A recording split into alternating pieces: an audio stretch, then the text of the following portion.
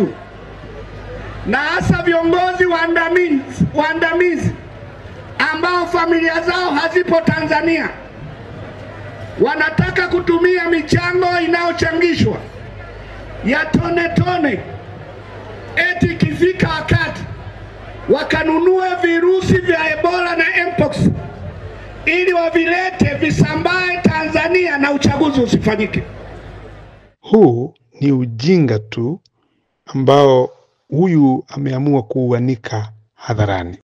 Machi 22 mwaka 2025, katibu wa NEC itikadi, uenezi na mafunzo CCM Taifa CPA Amos Makalla akiwa mkoani Simiyu alitoa tuhuma dhidi ya Chama cha Demokrasia na Maendeleo Chadema kuwa inachangisha fedha kwa ajili ya kuleta virusi vya ugonjwa wa Ebola na Mpox nchini Tanzania ili kuzuia uchaguzi mwaka huu. Kauli hii imezua mjadala mkubwa miongoni mwa Watanzania. Kuangazia jambo hili, Land Dwellers imezungumza na mchambuzi wa masuala ya siasa Ansbeth Ngurumo. Hizi tuhuma ambazo mwenezi wa Chama cha Mapinduzi Bwana Makalla amezitoa dhidi ya Chadema ni za kipuuzi, ni tuhuma za kitoto, wala hazina mashiko. Na mtu yote mwenye akili timamu anafahamu tu kwamba Chadema haina nia wala haina mpango wala haina uwezo wa kuchukua virusi vya ugonjwa wowote kutoka mahali popote, achilia mbali virusi vya Ebola. Huu ni ujinga tu ambao huyu ameamua kuuanika hadharani. Ujinga sio tusi, kwa taarifa yako. Ujinga ni ukosefu wa maarifa. Ujinga ni kutojua. Sasa huyu hajui kwamba kitu anachozungumza ni cha kitoto. Hajui kwamba kitu anachozungumza hakiwezekani. Kwa sababu katika hali ya kawaida hakuna mahali popote ambapo Amos Makalla anaweza kumthibitishia binadamu yeyote kwamba kuna mtu au taasisi inayoweza kununua na kusambaza Ebola. Kitendo cha CPA Makalla kutoa kauli hiyo ambayo inaharibu taswira ya Chadema kilichofanywa, je, ni siasa safi ama chafu? Kwa kifupi mimi nasema hazina. Makalla na kauli zake hizi za kijinga hawezi kuharibu taswira ya Chadema. Sana sana kauli yake ninavyoiona mimi inaharibu taswira ya CCM.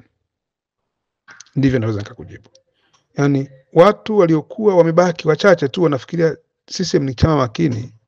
Sasa wanapoona msemaji wake anasema mambo haya ndio wanaelewa kwamba hivi watu hawa kumbe ni weupe kiasi hiki.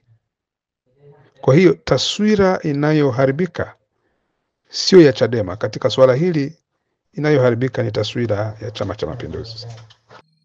Je, tuangalie kwenye upande wa uchumi wa nchi, hata uhusiano na mataifa mengine, kwa mfano shughuli za utalii hapa nchini inaathiri kwa namna gani? Hakuna. Kwa sababu nimeshakueleza ni kauli za kijinga. Watanzania wanaojielewa wanafahamu hilo. Na jamii ya kimataifa inayofahamu mambo haya inajua hilo. Wakubwa wa Makalla wanaoelewa hiki ninachokielewa, kama watakielewa, maana inawezekana wamemtuma vile vile, watamkemea kwa njia ambazo watachagua wao. Lakini kikubwa ambacho kimeonekana mpaka sasa ni kwamba duniani sasa watu wamejua kwamba CCM inafanya siasa za kijinga, propaganda za kijinga, porojo za kijinga ambazo zinadhalilisha utu wa Watanzania, lakini vile vile zinahatarisha hata usalama wao. Kuwaza tu kwamba chama kinaweza kufanya jambo kama hilo inaweza kukuonyesha yeye ndani mwake anawaza nini dhidi ya watu hao. Kutokana na alichofanya CPA Makalla, je, anastahili kuendelea kukalia kiti ambacho amekikalia sasa hivi? Ni swali zuri, lakini ngoja nikwambie, mpaka Makalla ameteuliwa kushika nafasi hiyo, maana yake kwa sasa yeye ndio mtu bora ambaye wao waliona anafaa. Huyu ni mtu bora. Kwa hiyo inawezekana wengine ni wabovu kuliko yeye.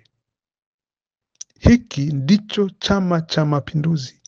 Inawezekana Makala ndiye mtu bora waliye naye katika nafasi hiyo. Sasa unaposema wamondoe au wamfukuze, inategemea mambo mawili. Je, wao wanaona amefanya kosa au wao ndio wamemtuma? Inawezekana wanashangilia kwamba amefanya kitu kizuri. Kama wanaona amefanya vema na kama wao ndio wamemtuma, sahau kwamba utamondoa, kwa sababu alichofanya ndicho walichomtuma afanye. Na la pili linategemea, je, kuna mtu mwingine ambaye wanafikiri ni bora kuliko yeye? Kama yeye ndiye mtu bora, wanamuondoa kumweka nani? Kwa hiyo hii inatusaidia kuzidi kuwafahamu Chama cha Mapinduzi walivyo, siasa zao zilivyo, uwezo wao ulivyo. Ni kipi sasa kama taifa tunapaswa kufanya kuondokana na siasa za namna hii ambazo zinaharibu sio tu taswira ya chama fulani bali taswira ya nchi kwa ujumla? Mimi nadhani tuanze kujielekeza katika siasa zinazotokana na fikra na tafakuri. Kwa sababu haya unayoona yanatokea, haya maneno haya na matamko haya ni mihemko tu. Sasa badala ya mihemko, tujielekeze kwenye fikra na tafakuri. Ukifikiri, ukatafakari, kuna vitu vya kijinga huwezi kusema. Kuna vitu ambavyo haviendani na mantiki, hutavisema.